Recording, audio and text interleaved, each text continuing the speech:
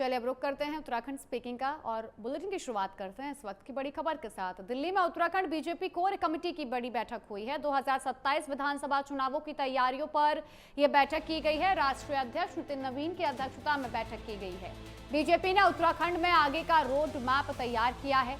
अगस्त सितंबर के लिए कार्यक्रमों का पूरा कैलेंडर जारी कर दिया गया है। 8 अगस्त को देहरादून में होगी संगठन की बड़ी बैठक। 9 अगस्त को प्रदेश भर में निकाली जाएगी तिरंगा यात्रा। वहीं 11 से 15 अगस्त तक चलेगा हर घर तिरंगा अभियान और 16 अगस्त को हल्द्वानी में होगी संगठन की बड़ी बैठक। 17 अगस्त को गढ़वाल मंडल में एमपी एमएलए की बड़ी बैठक होने वाली है। 18 अगस्त को कुमाऊं मंडल के एमपी एमएलए की बैठकें होंगी। 19 अगस्त से बूथ सशक्तिकरण अभियान की शुरुआत कर दी जाएगी। 23 अगस्त से शक्ति केंद्रों की बैठकें जारी हो जाएंगी। सितंबर में वरिष्ठ कार्यकर्ताओं से चलेगा संवाद अभियान। उत्तराखंड में आगामी विधानसभा चुनावों की तैयारियों को लेकर बीजेपी ने संगठन को बूथ स्तर पर सक्रिय करने का रोड मैप तैयार कर दिया है। दिल्ली में राष्ट्रीय अध्यक्ष नितिन नवीन की अध्यक्षता में प्रदेश कोर कमेटी की बड़ी बैठक हुई है, जिसमें अगस्त और सितंबर के लिए संगठनात्मक कार्यक्रमों का पूरा कैलेंडर जारी किया गया है। सबसे अहम फैसला 19 अगस्त से बूथ सशक्तिकरण अभियान शुरू करने का है और पूरे सितंबर में उन वरिष्ठ कार्यकर्ताओं से संपर्क अभियान चलाने का है जो पार्टी को और मजबूत करेंगे। पार्टी का फोकस साफ है कि चुनाव से पहले बूथ संगठन मजबूत करने के साथ पुराने और अनुभवी कार्यकर्ताओं को भी दोबारा सक्रिय भूमिका में लाया जाए। वहीं इस खबर पर ज्यादा जानकारी देने के लिए हमारे संवाददाता मदन सिंह देहरादून से हमारे साथ जुड़े हैं। मदन, देखिए बड़ी बैठक हुई है दिल्ली में और एक पूरा रोड मैप तैयार किया गया है। उत्तराखंड विधानसभा चुनावों को लेकर कई बड़े कार्यक्रम आयोजित होने वाले हैं। आने वाले समय में कैसी तैयारियां देखने को मिल रही हैं? देखिए, निश्चित तौर पर एक बड़ी बैठक ये हुई है और खास तौर पर 2027 में जो चुनाव होने हैं उसको लेकर इसमें विशेष चर्चा हुई है। चाहे वो तमाम जो बूथ हैं उनको मजबूत करने की बात है और तमाम जो योजनाएं सरकार की रही है उनको जन जन तक पहुंचाने के लिए भी तमाम दिशा निर्देश दिए गए। उसके साथ ही जितने भी कार्यकर्ता होंगे उनको एक जिम्मेदारी भी तय इसमें की गई है, चाहे वो विधायक हो, मंत्री हो, उसके साथ ही अन्य जो पदाधिकारी हैं उन सभी की जिम्मेदारियां इसमें तय की गई है। और खास तौर पर जो अगस्त का महीना है उसके लिए किस तरीके की रूपरेखा है उस के बारे में बताया गया है। लेकिन सबसे बड़ा सवाल है कि जो 23 सीटें ऐसी है जिसपे कि पिछली बार हार का सामना देखना पड़ा भाजपा को, उसको लेके कहीं ना कहीं किलेबंदी की गई है कि तमाम जो बड़े नेता हैं उनको जिम्मेदारियां भी सौंपी गई है कि कहां पर किस तरीके की कमी रह गई है और कई जगह एंटी इनकम्बेंसी भी देखने को मिल रही है। तो वहां पर किस तरीके से जनता को जो है रुझाया जाए और किस तरीके से जनता को वापस जोड़ा जाए, खासतौर पर जैन जी को लेकर विशेष चर्चाएं रही है। और उसके साथ ही बीजेपी के लिए फिलहाल तो यही मानी जा रही है कि अपने संगठन को और मजबूत करना है, जमीनी स्तर पर पहुंचकर जनता से बातचीत करना है और जो अनुभवी कार्यकर्ता हैं और जो नए नए पार्टी में शामिल हुए हैं उनको पूरा रोड मैप बताना है कि आने वाले चुनावों में किस तरीके से काम करना है, किन किन पहलुओं पर जाकर जनता से बातचीत करनी है, क्योंकि 19 अगस्त से उनका सशक्तिकरण अभियान शुरू हो जाएगा बीजेपी का।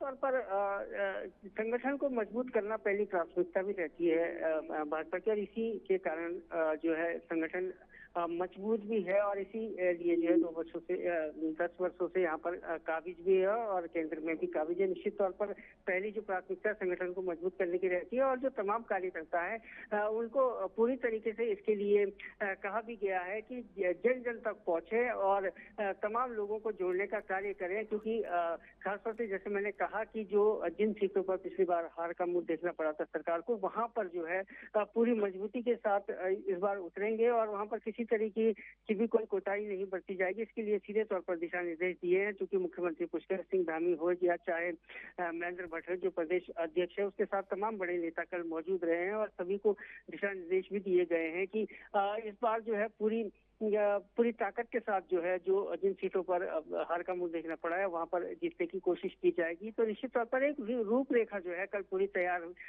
हो चुकी है और अब ज्यादा समय भी बचा नहीं है चुनाव के लिए। तो निश्चित तौर पर अब अप्लाई करने का समय है और जिस तरीके के रोड मैप बनाया गया है, चाहे तिरंगा यात्रा हो, उसके साथ ही तमाम जो जिला अध्यक्ष उनके साथ बिल्कुल बैठकें मदन, एक हैं। पूरा कैलेंडर जारी किया गया है, एक रोड मैप तैयार किया गया है आने वाले चुनावों को लेकर। अब बीजेपी पूरी तरीके से उस रोड मैप को फॉलो करेगी। आपका बहुत बहुत शुक्रिया हमारे साथ जुड़ने के लिए।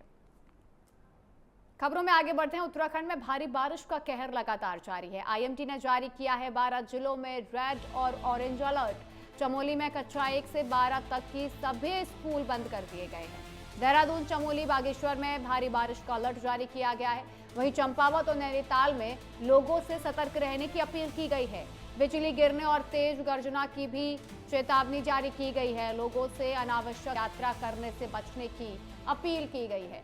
तो देखिए, उत्तराखंड में लगातार हो रही भारी बारिश के बाद मौसम विभाग ने आज देहरादून, बागेश्वर और पिथौरागढ़ में भारी बारिश का अलर्ट जारी किया है।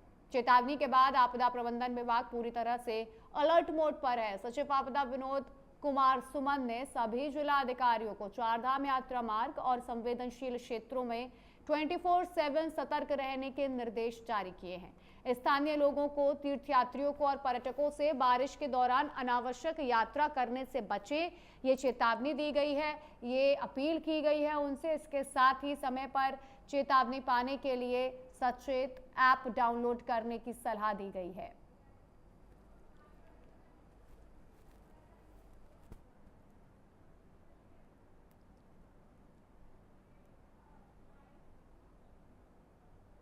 खबरों में आगे बढ़ते हैं। देखिए, चंपावत में साइबर ठगों पर पुलिस का बड़ा एक्शन देखने को मिला है। पुलिस और बैंक अधिकारियों की हुई है संयुक्त बैठक। साइबर फ्रॉड मामलों में त्वरित कार्रवाई पर जोर दिया गया है। संदिग्ध बैंक खातों को तुरंत होल्ड करने के निर्देश दिए गए हैं। ग्राहकों को ऑनलाइन लेन देन में सतर्क रहने की सलाह दी गई है। 1930 हेल्पलाइन पर शिकायत करने की अपील की गई है। तो चंपावत में साइबर ठगी के बढ़ते मामलों पर रोक लगाने के लिए पुलिस और बैंकिंग संस्थानों ने तुरंत एक्शन लेने की बात कही है और एक रणनीति तैयार की है। देखिए, पुलिस अधीक्षक रेखा यादव की अध्यक्षता में आयोजित एक बैठक में साइबर फ्रॉड के मामलों की कार्रवाई, पीड़ितों के धनराशि सुरक्षित रखने की बात और संदिग्ध खातों के तत्काल होल्ड करने की बात पर जोर दिया गया है। बैठक में पुलिस और बैंकों के बीच बेहतर सूचना साझा करने के लिए एमआरएम और जीआरएम पोर्टलों के माध्यम से समयबद्ध कार्रवाई और ग्राहकों को ऑनलाइन लेन देन के प्रति जागरूक बनाने पर भी चर्चा की गई है। पुलिस ने साइबर ठगी होने पर तुरंत 1930 हेल्पलाइन पर शिकायत करने की अपील की है। तो जिस तरीके से चंपावत में साइबर ठगी के मामले बढ़ रहे हैं, उसको लेकर प्रशासन, जिलाधिकारी पूरी तरीके से एक्टिव मोड में नजर आ रहे हैं। पुलिस और बैंक के अधिकारियों ने बैठकर एक बैठक की है जिसमें सुझाव भी साझा किए गए हैं। कस्टमर से ऑनलाइन लेन देन को लेकर सतर्क रहने की अपील की गई है। अगर किसी के साथ ठगी होती है तो 1930 पर कॉल करके जानकारी देने की भी बात कही गई है और जनता से सतर्क रहने की अपील की गई है, क्योंकि लगातार चंपावत में साइबर ठगों के हमले ज्यादा हो रहे हैं, ये मामले ज्यादा सामने आ रहे हैं, जिसके बाद पुलिस और बैंक अधिकारियों ने एक बड़ी और संयुक्त बैठक की है। इस बैठक में साइबर फ्रॉड मामलों पर तुरंत कार्रवाई करने पर जोर दिया गया है, दिशा निर्देश जारी किए गए हैं। वहीं देहरादून में आज से कक्षा 1 से 12 तक के सभी स्कूल बंद रहेंगे। भारी बारिश को लेकर प्रशासन ने बड़ा फैसला लिया है। आंगनवाड़ी केंद्रों में भी एक दिन का अवकाश घोषित किया गया है। तो देखिए, भारी बारिश के चलते 1 से 12 तक के स्कूल बंद कर दिए गए हैं। प्रशासन ने यह बड़ा फैसला लिया है और आंगनवाड़ी क्षेत्रों को, केंद्रों को भी बंद किया गया है। स्थानीय लोगों को काफी दिक्कतों का सामना करना पड़ता है, बच्चों को काफी दिक्कतों का सामना करना पड़ रहा है, जिसके चलते प्रशासन ने यह बड़ा फैसला लिया है। आंगनवाड़ी केंद्रों को भी एक दिन का अवकाश दिया गया है, लेकिन कक्षा 1 से 12 तक के सभी स्कूल आज बंद कर दिए गए हैं, क्योंकि लगातार देहरादून में मूसलाधार बारिश जारी है, लगातार यातायात प्रभावित हुआ है। और सड़कें तालाब बनती नजर आ रही है, जिसके चलते बच्चों को स्कूल पहुंचने में बड़ी दिक्कतों का सामना करना पड़ता है। इसीलिए प्रशासन ने ये बड़ा कदम उठाया है और आज छुट्टी का ऐलान किया है।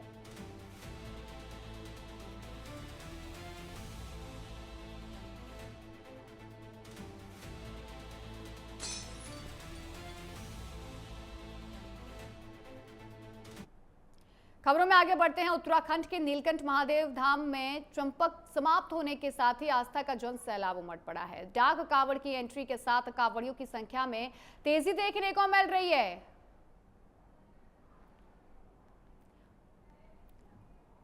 पौड़ी पुलिस के अनुसार सावन में 11 लाख से अधिक श्रद्धालु भगवान शिव का जलाभिषेक कर चुके हैं, जबकि आज ही 60,000 से ज्यादा भक्त धाम पहुंचे हैं।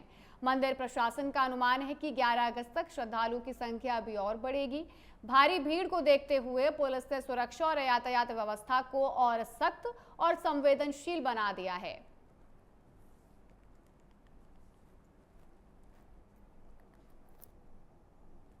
तो देखिए, नीलकंठ में भक्तों का जमावड़ा देखने को मिल रहा है। अब तक 11 लाख से ज्यादा श्रद्धालुओं ने जलाभिषेक किया है और अभी ये संख्या और बढ़ सकती है, ऐसा अनुमान लगाया जा रहा है। आज ही 60,000 से ज्यादा शिव भक्तों ने महादेव का जलाभिषेक किया है। 11 अगस्त तक श्रद्धालुओं की संख्या बढ़ सकती है। सुरक्षा व्यवस्था को चाक चौबंद किया गया है। यातायात को भी व्यवस्थित रूप से चलाया जा रहा है।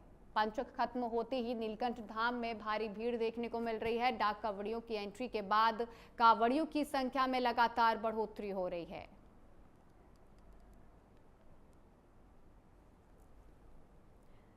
लगातार मंदिरों में हर हर महादेव की गूंज सुनाई दे रही है और बड़ी संख्या में श्रद्धालु महादेव के दर्शन के लिए पहुंच रहे हैं। वहीं उत्तराखंड के चंपावत में ग्रामीण महिलाओं के आर्थिक सशक्तिकरण की दिशा को लेकर बालेश्वर कृषक उत्पादक संघ की पहली वार्षिक आम सभा ब्लॉक सभागार में आयोजित की गई है, जिसमें नए संचालक मंडल का गठन हुआ है। पुष्पा जोशी को सर्वसम्मति से अध्यक्ष चुना गया है। मुख्य विकास अधिकारी डॉक्टर GS खाती ने कहा है कि ग्रामोत्थान परियोजना और राष्ट्रीय ग्रामीण आजीविका मिशन से महिलाओं में उद्यमिता और स्वरोजगार को नई पहचान मिल सकती है। कार्यक्रम में 20 प्राथमिक सहकारिताओं के अध्यक्षों को शेयर धन प्रमाण पत्र भी वितरित किए गए हैं और संघ को लाभकारी संस्था बनाने पर जोर दिया गया है।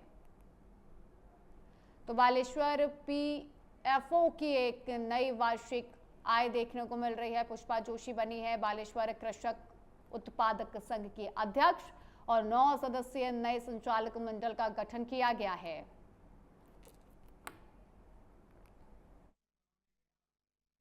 द्वारा मेरे को मतलब FPO में अध्यक्ष के रूप में चुना गया है। मैं सभी महिलाओं का धन्यवाद करती हूँ तहे दिल से। मैं अध्यक्ष के रूप में जिस पद में मुझे चुना गया है ताकि मैं खड़ी उतर सकूँ, अध्यक्ष का पद निभा सकूँ। मैं सभी मतलब 8 महिलाओं का धन्यवाद बहुत दिल से करती हूँ। मेरा नाम पुष्पा जोशी है। मैं लोहाघाट ब्लॉक से हूँ। मैं महालक्ष्मी संकुल संघ किमतौली में अध्यक्ष हूँ और मुझे बहुत अच्छा लगा कि सभी महिलाओं ने अपनी सर्वसम्मति मुझे अध्यक्ष बनाया है। धन्यवाद। चंपावत जिले का मात्र एक FPO जो रीप परियोजना के अंतर्गत गठित हुआ है, इसमें 22 CLF सभी चारों ब्लॉक का प्रतिनिधित्व है। तो उसकी पहली वार्षिक आम सभा आज यहाँ पर आयोजित की गई। इसमें सर क्या विशेष रहा और क्या खास रहा? इसमें यह है कि पहली आम सभा थी इसकी FPO की, तो इसमें एक तो हमने कार्यकारिणी का गठन किया है इसमें, और इनका जो खबरों में आगे बढ़ते हैं। किच्चा में मतदाता सूची से नाम हटाने को लेकर विवाद हुआ है। फर्जी फॉर्म 7 दाखिल करने का विधायक का आरोप है। 4 दिनों में 2000 से ज्यादा आपत्तियां दर्ज करवाई गई है। SDM को ज्ञापन सौंपकर विधायक ने शिकायत दर्ज करवाई है। SDM ने दिया है निष्पक्ष जांच और सुनवाई का भरोसा। उत्तराखंड के किच्चा में मतदाता सूची से नाम हटाने के लिए भारी संख्या में फर्जी फॉर्म 7 लगाने का मामला गर्मा गया है। क्षेत्रीय विधायक तिलक राज ने SDM गौरव पांडे को ज्ञापन सौंपकर आरोप लगाया है कि महज 4 दिनों में 2000 से ज्यादा संदिग्ध आपत्तियां दर्ज करवाई गई हैं। उन्होंने निष्पक्ष जांच और दोषियों पर कड़ी कार्रवाई की मांग करी है। वहीं SDM गौरव पांडे ने शिकायत मिलने पर कार्रवाई करने का आश्वासन दिया है।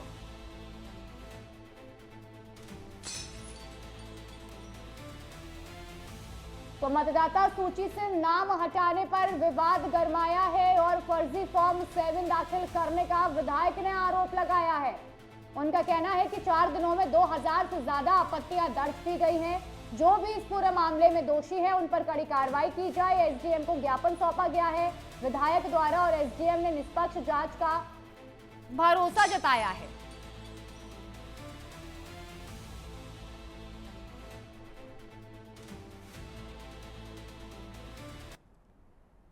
वहीं जसपुर में एसआईआर प्रक्रिया पर भड़के कांग्रेस विधायक मतदाता सूची में गड़बड़ी और फर्जी आपत्तियों का आरोप लगाया है।